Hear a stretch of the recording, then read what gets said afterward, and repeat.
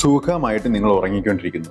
പെട്ടെന്ന് നിങ്ങളുടെ സുഹൃത്ത് വന്നിട്ട് എടാ എണീക്കടാ എന്ന് പറഞ്ഞ് നിങ്ങൾ ഉറക്കത്തിൽ നിന്ന് ശല്യം ചെയ്താൽ എന്തായിരിക്കും നിങ്ങളുടെ പ്രതികരണം?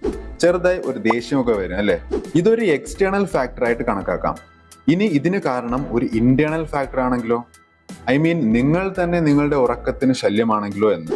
ഞാൻ പറഞ്ഞു വരുന്നത്, ഉറക്കത്തിനിടയിൽ വെച്ച് യൂറിൻ ടെൻഡൻസി ഉണ്ടായി പല തവണയായി ടോയ്ലറ്റിലേക്ക് പോകേണ്ട ഒരു അവസ്ഥയെ പറ്റിയിട്ടാണ്. നമ്മളിൽ പലരും ഇത് എക്സ്പീരിയൻസ് ചെയ്തിട്ടുണ്ടാകും. ചില ആളുകൾ മിഡ് നൈറ്റ് സ്നാക്സ് ശീലമുള്ളവർ, അവർ ചിലപ്പോൾ മിഡ് നൈറ്റിന്റെ ഉറക്കത്തിന്റെ പകുതിയിൽ വെച്ചൊക്കെ എഴുന്നേൽക്കും. എന്തിനു വേണ്ടി? സ്നാക്സ് കഴിക്കാൻ വേണ്ടിയിട്ട്. അത് അവർക്കൊരു ഫ്രസ്ട്രേഷനായി ഫീൽ ആകില്ല, കാരണം അത് അവർ ഇഷ്ടപ്പെട്ട് ചെയ്യുന്ന ഒരു കാര്യമാണ് ഈ സ്നാക്സ് കഴിക്കുക എന്നത്. പക്ഷെ ഞാൻ മുൻപ് പറഞ്ഞ കാര്യം, ഉറക്കത്തിനിടയിൽ വെച്ച് യൂറിൻ ടെൻഡൻസി ഉണ്ടായി പല തവണയായി ടോയ്ലറ്റിലേക്ക് പോകുന്ന വ്യക്തികളെ സംബന്ധിച്ച് അത് അവർക്ക് ഒരു ഫ്രസ്ട്രേഷൻ ഉണ്ടാക്കുന്ന കാര്യം തന്നെയാണ്. അതുകൂടാതെ സ്ലീപ്പ് ക്വാളിറ്റിയെ നെഗറ്റീവായും ബാധിക്കുന്ന ഒരു കാര്യം കൂടെയാണിത്. ഈ ഒരു അവസ്ഥ നിങ്ങൾക്കുണ്ടെങ്കിൽ നിങ്ങളും തനിച്ചല്ല, ലോകത്തിന്റെ പല ഭാഗങ്ങളിലായി ലക്ഷക്കണക്കിന് ആളുകളാണ് ഇത്തരത്തിലൊരു അവസ്ഥയിലൂടെ കടന്നുപോയിക്കൊണ്ടിരിക്കുന്നത്. ഈ ലക്ഷക്കണക്കിന് ആളുകളിൽ ഒരാളാണ് നിങ്ങളെങ്കിൽ, നിങ്ങൾ ഈ അവസ്ഥയിലൂടെ കടന്നു പോകുന്ന ഒരാളാണെങ്കിൽ, നിങ്ങൾക്ക് ഈ അവസ്ഥയിൽ നിന്ന് പുറത്തു വരാൻ വേണ്ടിയിട്ടുള്ള ചില ടിപ്സ് ആൻഡ് ട്രിക്സ് ആണ് ഇന്നത്തെ ഈ വീഡിയോയിലൂടെ ഞാൻ ഷെയർ ചെയ്യാൻ ആഗ്രഹിക്കുന്നത്. അതിനു മുൻപേ എന്താണ് ഈ കണ്ടീഷൻ, എന്തൊക്കെ കാരണങ്ങൾ കൊണ്ടാണ് ഇത് സംഭവിക്കുന്നത് എന്ന് ജസ്റ്റ് ഒന്ന് പറഞ്ഞു വെക്കാം. നക്ടൂറിയ, ഒന്നിൽ കൂടുതൽ തവണ ഉറക്കത്തിൽ നിന്ന് എണീറ്റ് മൂത്രമൊഴിക്കാനായി ടോയ്ലറ്റിലേക്ക് പോകേണ്ട ഒരു അവസ്ഥ. സിമ്പിൾ ആയിട്ട് പറഞ്ഞാൽ നൈറ്റ് ടൈം യൂറിനേഷൻ, രാത്രിയിലെ അമിതമായ മൂത്രമൊഴിക്കൽ. സാധാരണ ആളുകളിൽ ബ്ലാഡർ ഫിൽ ആയതിനു ശേഷമായിരിക്കും യൂറിൻ ചെയ്യേണ്ട ഒരു അർജ് വരുന്നത്. എന്നാൽ ചില ആളുകളിൽ ബ്ലാഡർ ഫിൽ ആകുന്നതിന് മുൻപേ തന്നെ ഇത് തോന്നി തുടങ്ങും. 30 വയസ്സ് കഴിഞ്ഞ 3-ൽ ഒരാൾക്കും 65 അതിൽ കൂടുതലോ പ്രായമായ 2-ൽ ഒരാൾക്കും ഈ ഒരു അവസ്ഥയുണ്ട് ഇന്ന്. ഇതിന് കാരണങ്ങൾ പലതാണ്. ഓരോന്നായി എടുത്തു പറയുകയാണെങ്കിൽ, ഉറങ്ങാൻ പോകുന്നതിന് തൊട്ട് മുൻപേ ഫ്ലൂയിഡ്സ് അധികം കുടിക്കുന്നത്. ഇവിടെ ഫ്ലൂയിഡ്സ് എന്ന് ഞാൻ പറയാൻ കാരണം, നമ്മൾ വാട്ടർ മാത്രമല്ല ഫ്ലൂയിഡ്സ് ഗണത്തിൽപ്പെടുത്തുക. വാട്ടർ കണ്ടന്റ് അടങ്ങിയ ഫ്രൂട്ട്സ് ആകാം, വെജിറ്റബിൾസ് ആകാം, ഫ്രൂട്ട്സ് ജ്യൂസ് ആകാം, വാട്ടർ കണ്ടന്റ് കുറച്ചടങ്ങിയ ഫ്രൂട്ട്സ് അധികം കഴിക്കുന്നത്, അല്ലെങ്കിൽ വാട്ടർ കണ്ടന്റ് കൂടുതൽ അടങ്ങിയ ഫ്രൂട്ട്സ് കഴിക്കുന്നത്, ഇതെല്ലാം ഈ നക്ടൂറിയയ്ക്ക് കാരണമായേക്കാം. ഇനി നക്ടൂറിയ ഉണ്ടാകുന്നതിനുള്ള രണ്ടാമത്തെ കാരണമായി പറയാൻ സാധിക്കുന്നത് ആൽക്കഹോൾ അല്ലെങ്കിൽ കഫീനേറ്റഡ് ഡ്രിങ്ക്സ്, കഫീൻ അടങ്ങിയ കോഫി, ടീ അല്ലെങ്കിൽ ഡയൂറേറ്റിക് മെഡിക്കേഷൻസ് എടുക്കുന്നതൊക്കെ ഈ നക്ടൂറിയയ്ക്ക് കാരണമായേക്കാം. ഇനി മൂന്നാമത്തെ കാരണമായി പറയുക സർട്ടൻ മെഡിക്കൽ കണ്ടീഷൻസ് ആണ്. ചില ഹെൽത്ത് ഇഷ്യൂസ് ഉള്ള ആളുകളിലും ഇത് കണ്ടുവരാം. ഫോർ എക്സാമ്പിൾ പറയുകയാണെങ്കിൽ, ബ്ലാഡർ ഒബ്സ്ട്രക്ഷൻ വരുമ്പോൾ, ഡയബറ്റീസ് ഉള്ള പേഷ്യൻസിൽ, യൂറിനറി ട്രാക്ട് ഇൻഫെക്ഷൻസ് ഉള്ള പേഷ്യൻസിലൊക്കെ കണ്ടുവരാം. ഇനി ചില മനുഷ്യർക്ക് ഈ നക്ടൂറിയ ഉണ്ടാകുന്നത് ഒരു ഹാബിറ്റ് ആയിട്ടാണ്. ഈ രാത്രി ഉറക്കത്തിനിടയിൽ വെച്ച് മൂത്രം ഒഴിക്കേണ്ട ഒരു ടെൻഡൻസി വരുന്നതും, അതുപോലെ ടോയ്ലറ്റിൽ പോകുന്നതും, അവരത് ശീലിച്ച് അതൊരു ഹാബിറ്റായി മാറിക്കഴിഞ്ഞു. അതുകൊണ്ട് അവർക്ക് ആവശ്യം ഇല്ലെങ്കിൽ പോലും ആ ഒരു ടെൻഡൻസി ഉണ്ടാകും, അവർ ടോയ്ലറ്റിൽ പോകും. So these are the reasons for developing nocturia. ഇനി ഞാൻ പറയാൻ പോകുന്ന ടിപ്സ് നിങ്ങൾക്ക് ഉപകരിക്കാം നിങ്ങൾ നക്ടൂറിയ എന്ന അവസ്ഥയിലൂടെ കടന്നു പോകുന്ന വ്യക്തിയാണെങ്കിൽ. But keep in mind that ഞാൻ പറയുന്നത് ചില സജഷൻസ് മാത്രമാണ്. It is not a medical advice. ഇതൊരു മെഡിക്കൽ അഡ്വൈസ് ആയിട്ട് പരിഗണിക്കരുത്.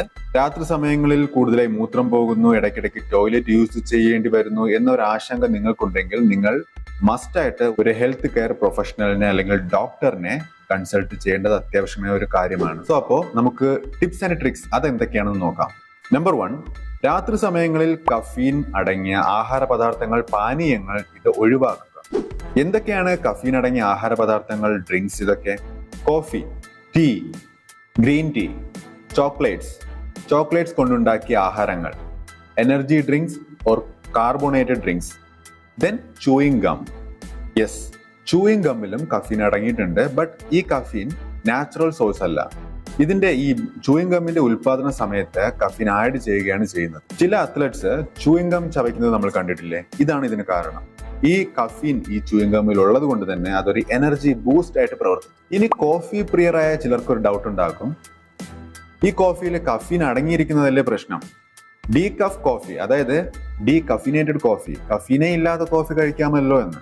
ശരിക്കും ഡീകഫ് കോഫി എന്നാൽ കഫീൻ ഒന്നും തന്നെ അടങ്ങിയിട്ടില്ല എന്ന് അർത്ഥമാക്കുന്നില്ല. റെഗുലർ കോഫി വെച്ച് കമ്പയർ ചെയ്യുമ്പോൾ ഡീകഫ് കോഫിയിലെ കഫീന്റെ അളവ് കുറവായിരിക്കും എന്ന് മാത്രം. പക്ഷെ അതിലും കഫീൻ ഉണ്ട്. ഒരു കപ്പ് ഡീകഫ് കോഫിയിൽ 1 to 50 മില്ലിഗ്രാം കഫീൻ അടങ്ങിയിരിക്കും, ബ്രാൻഡുകളെ ഡിപ്പെൻഡ് ചെയ്ത്. ഇത് സെയിം അമൗണ്ടിലെ റെഗുലർ കോഫിയിൽ കാണുന്ന കഫീനേക്കാളും പകുതിയിൽ താഴെ മാത്രമാണ്. എന്നാലും കഫീൻ അടങ്ങിയിട്ടുണ്ട് എന്ന് ഓർക്കുക. കഫീന് ഡയൂററ്റിക് പ്രോപ്പർട്ടി ഉണ്ട്. അതുകൊണ്ട് തന്നെ നമ്മുടെ ശരീരത്തിൽ ഒരുപാട് യൂറിൻ പ്രൊഡ്യൂസ് ചെയ്യും ഇത്. കഫീൻ അടങ്ങിയ ഡ്രിങ്ക്സ് അധികം കുടിച്ചാൽ ഇടയ്ക്കിടെ യൂറിൻ പോകാൻ ഇത് കാരണമാകും. നൈറ്റ് ടൈമിൽ ഫ്രീക്വന്റ് ആയി യൂറിനേറ്റിംഗ് ടെൻഡൻസി വരുന്നുണ്ടെങ്കിൽ നിങ്ങളുടെ കഫീൻ ഇൻടേക്ക് നിങ്ങൾ ലിമിറ്റ് ചെയ്യണം. എക്സ്പേർട്സ് പറയുന്നത് കഫീന്റെ ഉപയോഗം കുറയ്ക്കുക at least second half of the day. ഉച്ചയോടെ, അതായത് ഉച്ചയ്ക്ക് മുന്നേ കഫീൻ എടുത്ത് മതിയാക്കുക. ഉച്ചയ്ക്ക് ശേഷം സേ നോ ടു കഫീൻ. ഇനി രണ്ടാമത്തെ ടിപ്സ് എന്ന് പറയുന്നത് അത്താഴത്തിന് ശേഷം ഫ്ലൂയിഡ്സ്, വെള്ളം, ജ്യൂസ് തുടങ്ങിയവ കുടിക്കുന്നത് മിതമാക്കുക, കുറയ്ക്കുക. കുടിക്കരുത് എന്ന് ഞാൻ പറയില്ല, കുടിക്കാം, പക്ഷേ മിതമായിട്ട് മാത്രം കുടിക്കുക. അതും ഉറങ്ങുന്നതിന് ഒരു 2 മണിക്കൂർ മുൻപേ മാത്രം, അതിനുശേഷം വേണ്ട. ഇവിടെ ഫ്ലൂയിഡ്സ് പറയുമ്പോൾ ആൽക്കഹോളും പറയണം. ആൽക്കഹോളിനോട് വേണ്ട, സേ നോ ടു ആൽക്കഹോൾ. കാരണം കഫീനെ പോലെ ഒരു ഡയൂററ്റിക് ആണ് ഈ ആൽക്കഹോളും. ഇത് നമ്മുടെ ശരീരത്തിൽ ഒരുപാട് യൂറിൻ പ്രൊഡ്യൂസ് ചെയ്യും. അതുകൊണ്ട് തന്നെ ഉറക്കത്തിനിടയിൽ ഇത് നമ്മളെ ഡിസ്റ്റർബ് ചെയ്യും.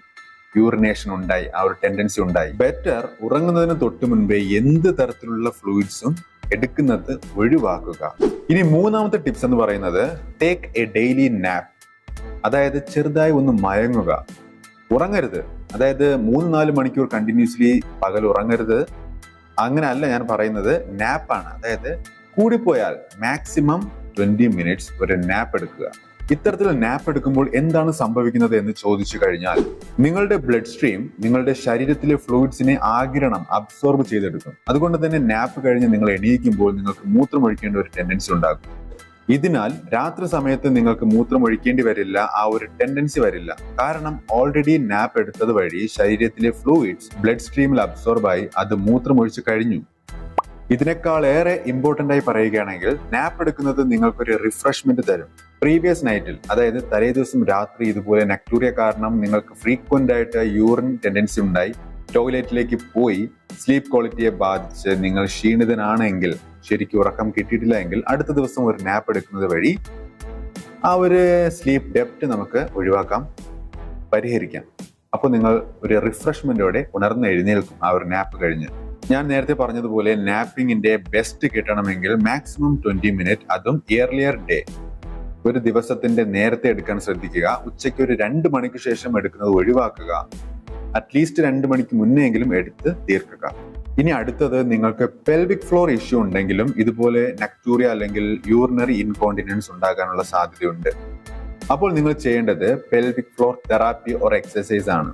3 to 5 seconds pelvic muscle contract ചെയ്യുക, റിലീസ് ചെയ്യുക. Again 3 to 5 seconds pelvic muscle relax ചെയ്യുക.